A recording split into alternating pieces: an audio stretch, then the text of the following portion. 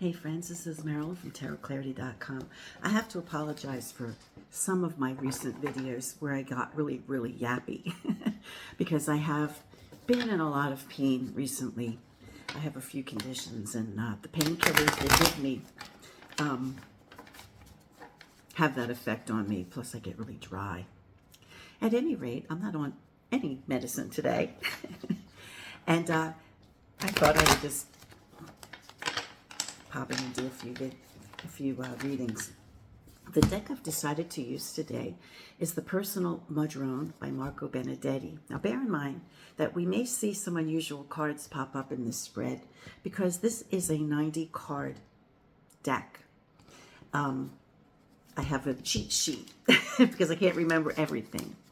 But in this particular deck that Benedetti put together is in keeping with some historic Italian decks, including this one, I believe, where there are two knights, both male and female. There are two pages, both male and female. In addition to the standard cards, that brings it to an additional total of 8 additional cards. Plus, we have Prudence, who is represented with a mirror and a snake. So if we see a card with a mirror and a snake, that's Prudence, one of the virtues. We have Faith, which is represented with a crucifix. We have Hope, who is in prayer with an anchor, and Charity, who appears with a cup. So with this deck, we have a total of 90 cards. Now, I'm not in a position, as I've told you guys, and you well know, I'm not in a position to be purchasing new tarot decks, So I'm using the decks that I have already, and I have many decks. And I can even shuffle this one without too much trouble too. It's a larger deck, but the card stock of Marco is so sublime that it's the decks are not hard to shuffle. And sometimes for a deck that's large like this one, I do break it in sections and then just maniacally shuffle every section together until I get a nice shuffle. I am going to get chatty because I can't help myself, but I'm not going to be so chatty because I'm not on any medicine. But it's interesting, some of the reads that I've had, and I want to catch up on some of them. The one with my girlfriend that I knew I was going to hear from, she never contacted me. I never checked my Instagram messages because I have 2 accounts. I only checked one. I have to check the other one, but as far as I know, I don't think she ever contacted me, so I was wrong. She might have been thinking about me, but I don't think she contacted me unless I checked the other one. As for the mother-in-law, the 2 mother-in-laws for Mother's Day, we had a great day. It was wonderful. We had so much fun.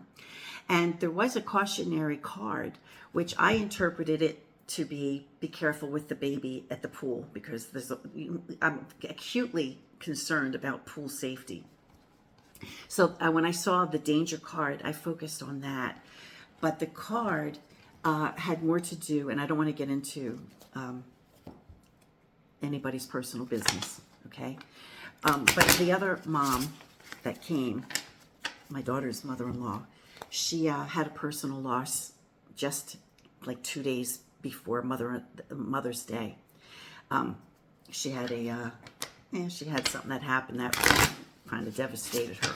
So she was bringing that to the party. So that's what it was referencing. Thankfully, not the risk or well-being of anybody at the pool, although we're all, sad for her that she had a personal setback. But she'll get over it. And it wasn't a major personal setback. It was just something that for the moment was getting her back. But she had a great time, and we know, that it took her out of her space of feeling sad. So that was good. All right, let me come up with a few questions. I'll be right back. While I was handling and mixing the cards, because these cards do have a religious feel to them, because after all, they came out of Renaissance Italy, okay? I had seen a podcast this morning about how you-know-who offered the papacy $1 billion to elect the correct pope. And I wonder, in one of my previous readings that you just saw either yesterday or the day before or something like that, when I did a reading on, but without knowing that, without knowing that detail, the interpretation that I came away with was it may have been that the reason the Pope the particular Pope Leo the 14th was chosen was because he had spoken out previously against the type of Christianity that, whose people adhere to. So I thought that was very interesting, very interesting. Also, I've since learned that the Pope he's about as American as America comes, aside from his attachment to and his affinity for the Peruvian people and people from South America. But his ancestry is one that includes color. His grandparents, when they were in New Orleans, identified as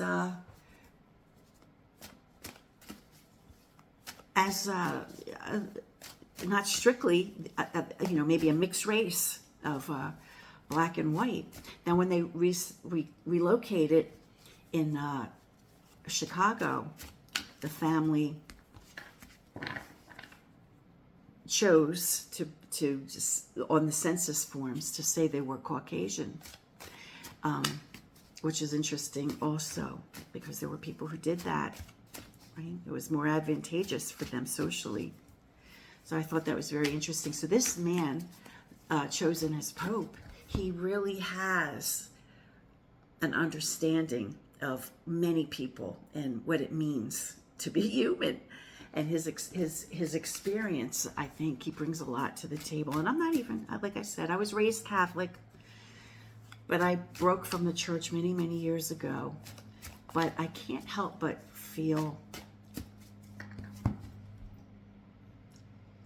fascinated by what is going down regarding the Pope and politics, the current Pope and politics. Let's do a few reads on, sorry about the utility truck.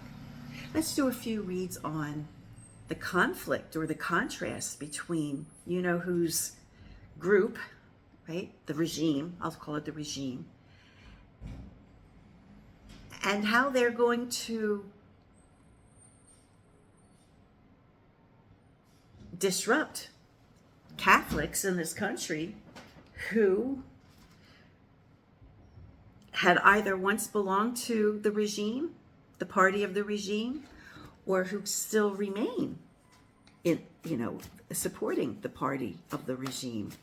Because what are they going to choose? Are they going to choose the regime? Are they going to choose a person who they have always considered, the Catholics have considered, that the Pope is the highest person representing the closest representation of Christ, right?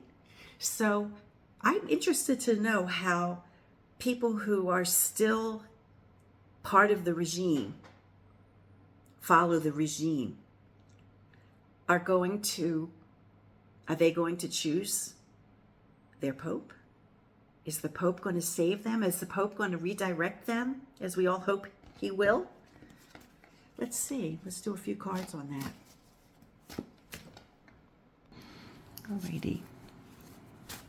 So for those few diehards who are still supporting the regime, who happen to be Catholic, will they listen to the words of the Pope that they've always held in the highest regard? Or are they going to choose the regime over the Pope? And I'm talking about American Catholics. Okay, one more. Remember, this is a 90 card deck.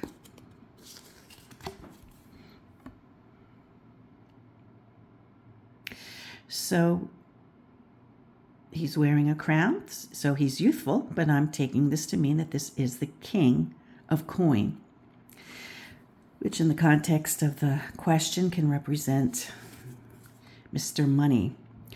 We have 8 cups, so it's not quite fulfilling their dreams, right? Nine of cups I see as wish fulfillment. This is not quite there. Is it possible that he falls short of their expectation regarding maybe this will be the catalyst that breaks some of those diehard Catholics away? I do not read reversals. So here we have the Knight of Swords in female form. So maybe the women, and isn't that a beautiful card? Maybe the women Catholics who are MAGA strongholds will be the ones to influence their men. Now, this is the only card that has numeric value, because I do not count the court cards as having numeric value. Let's pull the number 8 card, which for me is represented by justice. So let's pull it. So we have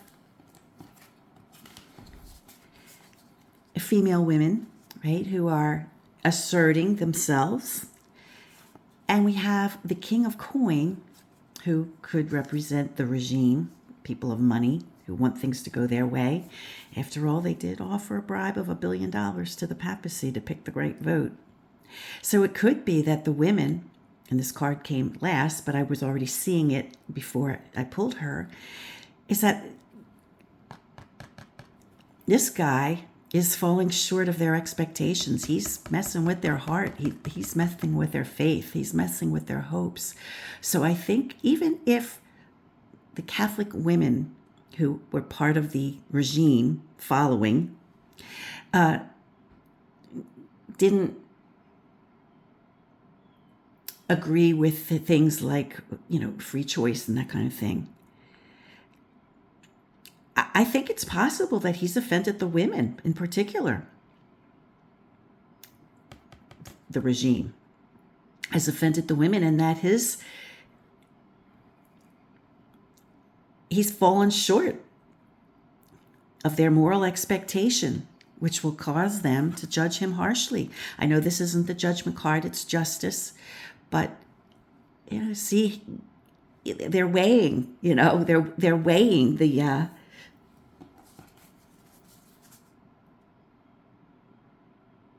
they're weighing him heavily, and I think they're judging him. I think they're making it I think they're slowly coming around. Maybe some of the women will come around to seeing him as the corrupt piece of you-know-what that he is. What is it? I'll go off and meditate in a minute, but let's ask, what is it particularly that the women of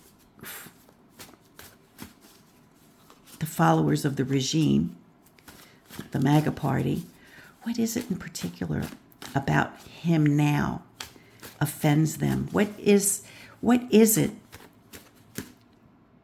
about him striking against or speaking against the Pope that particularly offends the women of the Catholic faith who still were sticking on to the regime's party? Alrighty, so what is it particularly that the regime, how has the regime particularly offended the women of the Catholic faith who still hung on to him?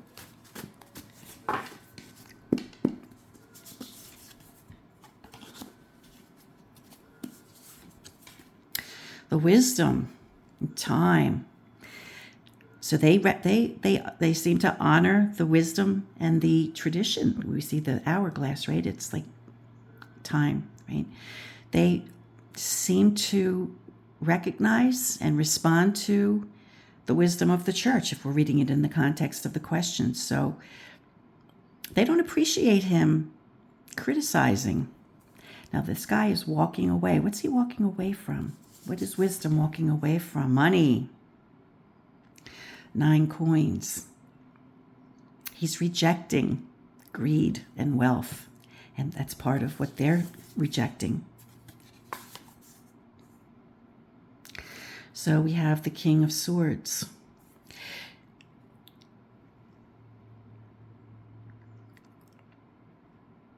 They don't appreciate the assault. I guess this is to be like an assault against their faith. They don't appreciate it, the interference. So we have 9 and 9. That's 18. That's the moon. Let's pull it. Now, if some of these cards don't appear like they're coherent to the same deck, that's, I'm sure that's true. I think Marco may have chosen cards that were missing from the original deck from other sources that were contemporary to the time. So here the moon is described as the hunt, right? Diana, who was a huntress. So I think that's a very, very interesting thing, don't you? So we have female energy, man. This female energy, working their magic, I suppose. Maybe there will be some grassroots, Catholic women against who. Maybe that's what will happen. Now, it's true also, I want to point out, since this is a 90 card deck, that you may ask, well, where do these extra cards come into play? We have 0, or we have the Fool through the world, 0 to 21 or 1 to 22, however you look at it. Where do, prudence, faith, hope, and charity fall in, right? Well, I just use those when they appear in a spread themselves. I don't include them in the triumph order for determining a quint card, just so you know. Okay, now my next question, and I'll go off and meditate. My next question will be, will they be able to influence their men away from the regime party, the party of the regime? That's what it is, right? Let's not make any bones about it. I don't even want to call them MAG anymore. That's who they are, but collectively they're a regime. It's very dangerous for the world, not just us. Okay, so my question will be, and I'll ask the universe to please help give me the guidance to understand the cards in the most appropriate way. How will the women who have been part of MAGA, be able to influence their men, the men in their lives, to detach themselves from the regime? Alrighty, 1 or 2 shuffles.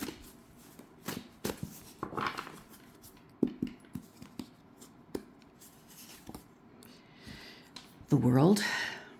Wow, that's interesting. Let's see what comes next. It could be that they'll try to influence their men to understand that it's not what's best for the world.